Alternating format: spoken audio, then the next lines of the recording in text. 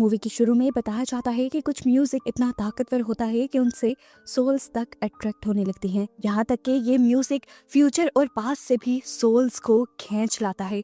साथ ही साथ evil souls को भी ये अपनी तरफ अट्रैक्ट कर लेता है। फाइनली मूवी के ओपनिंग सीन में हम सैमी नाम के एक जख्मी लड़के को हाथ में गिटार लिए चर्च के अंदर आता देखते हैं, जो बुरी तरह घायल है और चर्च के लोग उसे देखकर परेशान हैं। प्रीस्ट भी उसके लिए प्रे करने लग जाते हैं और सैमी से कहते हैं तुम म्यूजिक छोड़ दो, इस वक्त जो शैतानी ताकतें तुम्हारे पीछे है तुम्हें छोड़ देंगी। असल में इस टाइम सैमी के साथ हुआ क्या था ये जानने के लिए कहानी एक दिन पीछे जाती है। सैमी को गिटार हाथ में लिए म्यूजिशियंस के साथ दिखाया जाता है। इनका बैंड ब्लू म्यूजिक बनाता है। इस म्यूजिक या सॉन्ग में सभी इमोशनल लिरिक्स होते हैं, जिनके इमोशंस को अच्छे से समझने के लिए म्यूजिक ऐसा बनाया जाता है कि लोग तो क्या सोल्स भी इनमें खोने लग जाती हैं। सैमी के डैड को उसका ये पैशन बिल्कुल पसंद नहीं और पता चलता है सैमी के डैड कोई और नहीं बल्कि पहले सीन में दिखाए जाने वाले चर्च के प्रीस्ट ही हैं। नेक्स्ट सीन में हम दो भाइयों को देखते हैं जिनका नाम स्मोक और स्टैक है। इनके पास बहुत ज्यादा पैसा है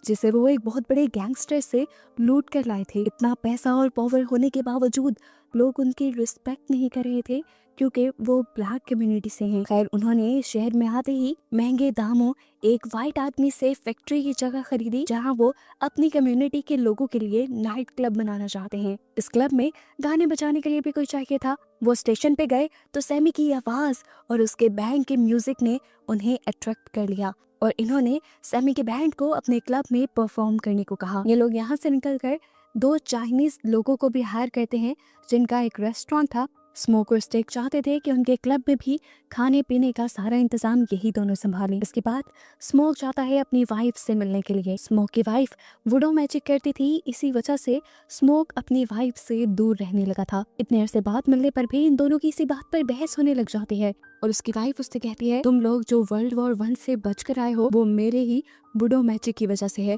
ये सुनकर स्मोक कहता है अच्छा अगर इतना ही पावरफुल था तुम्हारा मैजिक तो हमारी बेटी क्यों नहीं बच पाई। इस बात से स्मोक की वाइफ खामोश हो जाती है, लेकिन वो देखती है कि स्मोक ने अभी भी उसका दिया हुआ एक पेंडेंट पहना हुआ था, इसी वजह से वो उसे प्यार करती है। अब सीन कट होता है और हमें एक जख्मी अजीब आदमी को दिखाया जाता है। उसकी हालत ऐसी थी मानो वो किसी के जुल्म से बच कर आया हो। वो एक कपल के घर में छुप जाता है और थोड़ी ही देर बाद उस कपल के घर पे कुछ वैम्पायर हंटर्स आते हैं, लेकिन वो कपल उस आदमी को बचाने के लिए वैम्पायर हंटर्स से झूठ बोल देता है कि हमारे घर कोई भी नहीं आया। वैम्पायर हंटर्स के जाने के बाद वो आदमी जो इनके घर आया था वो लड़के के ऊपर हमला कर देता है और उसका कुछ खून भी पी लेता है, जिसके बाद हमें पता चला कि वो लड़का भी वैम्पायर बन चुका था और उसकी वाइफ उसे देखकर जोर से चिल्लाती है और सीन ये यहीं पर कट हो जाता है। सीन कट होकर अब हमें दोबारा स्मोक और स्टैक को दिखाया जाता है जिनका नाइट क्लब अब पूरी तरह से डेकोर हो चुका है, बन चुका है और आज उनकी ओपनिंग नाइट है। स्मोक अपनी चीजों को लेकर बहुत ज्यादा स्ट्रिक्ट था और उसने अपने गार्ड से भी कह दिया था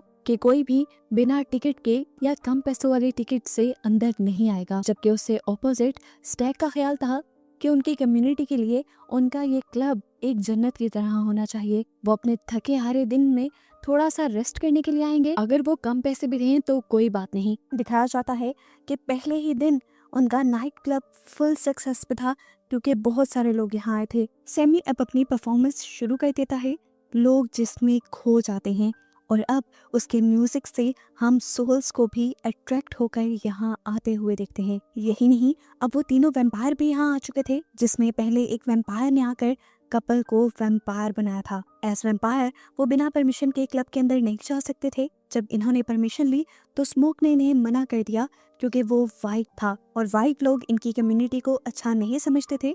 अब स्मोक इनसे बदला ले रहा था। हालांकि वैम्पायर ने बोला भी कि हमारे पास बहुत पैसा है, मैं सिर्फ इस सॉन्ग से अट्रैक्ट होकर यहाँ आया हूँ और यहाँ पर बहुत पैसा भी लुटाऊंगा। जब स्मोक अपने फैसले पर अटल रहा तो ये तीनों वैम्पायर बाहर जाकर गाना गाने लग गए। कुछ देर बाद हमें दिखाया गया कि अंदर स्मोक और स्टेक की उनकी दोस्त मैरी के साथ लड़ाई हो जाती है, जिसकी मॉम ने इन दोनों को पाला था।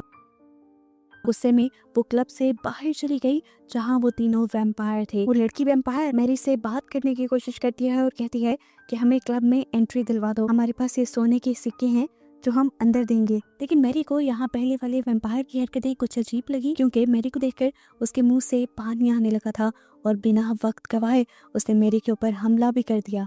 मेरी को काट के उसका खून पीकर उसने यहाँ मेरी को भी वैम्पायर बना दिया। वैम्पायर बनने के बाद वो अब क्लब के पास गई और परमिशन लेकर क्लब के अंदर भी चली गई। यहाँ जब वो स्टेक के साथ क्लोज होने लगी तो उसने स्टेक के ऊपर भी हमला करते हुए उसका खून पिया और उसे वैम्पायर बना दिया। ये सब स्मोक यानी स्टेक का भाई देख चुका था। वो मैरी के ऊपर अपने भाई को बचाने के लिए गोली चलाता है, लेकिन मैरी हंसते हुए यहाँ से ऐसे चली जाती है जैसे उस पर इन गोलियों का कोई असर ही नहीं है। स्मोक मैरी को अपनी बहन मानता था। उसका ये बिहेवियर देखकर वो इमोशनल हो गया और उसने फिलहाल के लिए ये नाइट क्लब खाली करवा दिया। लेकिन तभी स्मोक की वाइफ यहाँ आई और उसने बताया कि मैरी एक वैम्पायर बन चुकी है, इसी वजह से उसके ऊपर गोलियों का भी कोई असर नहीं हुआ। स्मोक की वाइफ को ये सारी बातें इसलिए पता थी क्योंकि वो वुडू मैजिक पर बिलीव करती थी। हम देखते हैं कि क्लब का सिक्योरिटी गार्ड भी जब इजी होने के लिए थोड़ा सा बाहर निकलता है तो वही वैम्पायर इसके ऊपर भी हमला करके उसे भी वैम्पायर बना देते हैं। इसके बाद जब वो भी क्लब के अंदर आना चाहता था तो उसे भी परमिशन मांगनी पड़ी। ये देखकर स्मोक की वाइफ फौरन समझ गई कि अगर ये परमिशन मांग रहा है तो डेफिनेटली ये भी एक वैम्पायर बन चुका है। ये आदमी कहता है अच्छा अंदर ना आने दो, एटलीस्ट मुझे आज के पैसे तो दे दो। अब स्मोक उसको उसके पैसे देने के लिए जैसे ही हाथ बाहर करता है तो यह आदमी उसके हाथ पे काटने ही वाला था, पर अपने आप को बचाने के लिए स्मोक ने उसके ऊपर फायर कर दिया। अंदर हम देखते हैं स्टेक को जिसको मैरी ने वैम्पायर बनाया था, वो अब होश में आ चुका था। इससे पहले कि वो यहाँ के लोगों के ऊपर हमला करता, स्मोक की वाइफ उसके ऊपर गार्लिक जूस फेंक देती है जिससे उसे बहुत दर्द होता है। सबकी जान बचाने के लिए स्मोक की वाइफ सबको बताती है कि इन वैम्पायर से बचने के कई रास्ते हैं। अपने आप से दूर करने के लिए इनके ऊपर गार्लिक जूस फेंका जा सकता है या गार्लिक का इस्तेमाल किया जा सकता है। इसके अलावा अगर इन्हें मारना हो तो सिर्फ सिल्वर या फिर लकड़ी से इनको मारा जा सकता है। और हाँ, अगर कोई इंसान परमिशन लेकर तुम्हारी बिल्डिंग में आने की कोशिश करे तो उसे फौरन मना कर दो, क्योंकि इंसान बिना परमिशन के किसी भी बिल्डिंग में आ जा सकते हैं लेकिन वैम्पायर्स नहीं। अब वो बार के अंदर मौजूद सभी लोगों को गार्लिक खाने को कहती है ताकि वो ये कंफर्म कर सके कि यहाँ पर मौजूद सारे लोग अभी तक इंसान हैं। अब इस क्लब से बाहर का सीन दिखाया जाता है। जितने भी लोग इस क्लब में आए थे स्मोक ने उनको तो बाहर निकाल दिया था, लेकिन बाहर जाकर वैम्पायर्स ने उनके ऊपर हमला कर दिया। काफी सारे लोग जब वैम्पायर्स में बदले तो उन्होंने अपने ही जैसे दूसरे लोगों पर हमला करके सभी लोग तकरीबन यहाँ पर इस तरह वैम्पायर्स में बदल गए और अब ये वैम्पायर्स मिलकर एक अपनी ही पार्टी कर रहे थे। यहाँ तक कि ये लोग इंतजार भी कर रहे थे कि क्लब में बचे हुए इंसान कब बाहर निकले और कब ये लोग उनके ऊपर टूट पड़े। स्मोक की वाइफ कहती है कि इन वैम्पायर्स से बचने के लिए हम पूरी रात इसी बिल्डिंग में रहेंगे।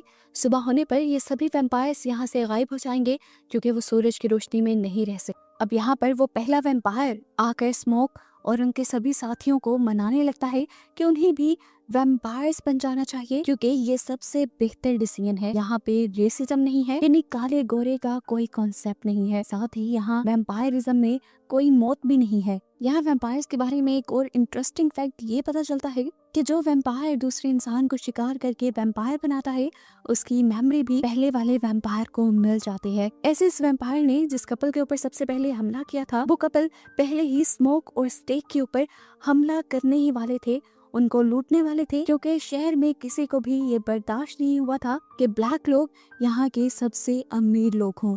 वो इनसे कहता है देखो इंसान तुम्हारी तरक्की वैसे भी बर्दाश्त नहीं कर सकते तो क्यों ना तुम वैम्पायर ही बन जाओ। एंड पे आकर वो वैम्पायर कह ही देता है अच्छा तुम सब नहीं तो हमें सैमी दे दो, क्योंकि सैमी के म्यूजिक में वो ताकत है जो यहाँ पर पास्ट और प्रेजेंट की सोल्स को भी बुला लें। अब यहाँ पर वो चाइनीज औरत जो रह गई थी जो रेस्टोरेंट यहाँ चला रही थी, ये वैम्पायर्स उसको धमकी देते हैं कि हम तुम्हारे घर पे जाकर तुम्हारी बेटी के ऊपर वार करेंगे। ये सुनकर वो जज्बात में आकर उनको अपने से लड़ने की धमकी दे देती है और ऐसे वैम्पायर्स को इस नाइट क्लब के अंदर आने की परमिशन मिल जाती है। अब वैम्पायर्स आते ही इन सारे इंसानों के ऊपर हमला कर देते हैं। वैम्पायर्स के इस हमले में स्मोक की वाइफ, वो लेडी जिसने इन वैम्पायर्स को चैलेंज दिया था, और सैमी के बैंड का एक मेंबर जिसने ब्लू म्यूजिक सैमी को सिखाया था, वो तीनों ही मारे जाते हैं। सबसे ज्यादा इमोशनल मौत यहाँ पर स्मोक की वाइफ की थी, क्योंकि स्मोक ने अपनी वाइफ को खुद मारा था। स्मोक के भाई ने यानी स्टैक ने उसकी वाइफ के ऊपर हमला कर दिया था। वो उसे वैम्पायर बनाने लगा था। इससे पहले कि वो वैम्पायर बन जाती, स्मोक ने एक वुडन स्टेक से अपनी ही वाइफ को मार दिया। यहाँ हम देखते हैं कि सैमी और सैमी के साथ ही इन वैम्पायर से बचकर भागने की कोशिश करती है, लेकिन पहला वैम्पायर जिसका नाम रेमिक है वो उन्हें रोक लेता है, जबकि दूसरी तरफ स्मोक की लड़ाई अपने ही भाई स्टैक के साथ होने लग जाती है। यहाँ सैमी और उसकी पार्टनर के ऊपर आखिर रेमिक हमला कर ही देता है। उसने सैमी की पार्टनर को काट लिया था। सैमी की पार्टनर उससे कहती है कि मेरी छोड़ो, अपनी जान बचाकर यहाँ से भागो। इतने सारे वैम्पायर से बचकर भागना आसान नहीं था। सैमी के पीछे ये सारे लगे हुए थे, इसलिए सैमी अपने आप को बचाने के लिए अपना गिटार रेमिक के सर पे मार देता है। उसके गिटार में बहुत सा सिल्वर लगा हुआ था, जिसकी वजह से रेमिक को बहुत ज्यादा दर्द हुआ। और क्योंकि ये सारे वैम्पायर्स कहीं ना कहीं रेमिक से कनेक्टेड थे, इसीलिए सभी वैम्पायर्स को दर्द हुआ और सैमी को यहाँ से भागने का मौका मिला। अब हम देखते हैं कि रेमिक भागकर सैमी के ऊपर आकर हमला करने ही वाला था कि इस मर्तबा स्मोक सैमी को बचाने आ गया और उसने एक वुडन स्टेक रेमिक के जिस्म के अंदर स्टैब कर दिया। सभी वैम्पायर्स रेमिक की या कह लें उनके लीडर की मौत से शॉक रह गए और इतनी ही देर में सुबह का सूरज भी निकल आया। इन सारे नए नए वैम्पायर्स को ये पता ही नहीं था कि सुबह होने से पहले इन्हें कहीं छुपना भी है, इसलिए सूरज की रोशनी पड़ते ही ये खुद ब खुद जल गए। इसके बाद स्मोक सैमी को जल्दी से यहाँ से भाग जाने को कहता है, क्योंकि वो जानता था कि जिस गैंगस्टर के पैसे वो मूवी की शुरुआत में लूट कर आया था, उसके लोग जरूर उसके ऊपर हमला करने के लिए आएंगे। ठीक ऐसा ही हुआ। यहाँ पर बहुत से लोग उसे पकड़ने के लिए आ गए, जिनके साथ स्मोक ने अकेले ही अपनी गन से फाइट की और उन सबको मार गिराया। लेकिन जवाब में वो दूसरे लोग भी फायरिंग कर रहे थे, जिनकी गोलियों से स्मोक बहुत ज्यादा जख्मी हुआ था। वो अपनी आखिरी सांसें ले रहा था, जिसमें दिखाया जाता है कि वो अपनी वाइफ और बेटी को भी याद करता है और ऐसे ही वो दम तोड़ देता है। अब हम सैमी को देखते हैं, जो हाथ में गिटार का सर लिए चर्च के अंदर आया है, यानी ये मूवी का स्टार्टिंग सीन है। यहाँ पर हमने पहले भी देखा था कि सैमी के डैड जो कि प्रीस्ट हैं, वो उससे म्यूजिक छोड़कर प्रे करने की बात कहते हैं, लेकिन सैमी ऐसा नहीं करता और वो गिटार का हेड लिए यहाँ से चला जाता है। इसके बाद मूवी के पोस्ट क्रेडिट सीन में हमें 60 साल बाद का वक्त दिखाया जाता है और हम बूढ़े सैमी को देखते हैं, जो आज तक वो ब्लू म्यूजिक बनाता है। सैमी गाना गा रहा था और बस यही दिखाते हुए ये मूवी यहाँ खत्म हो जाती है।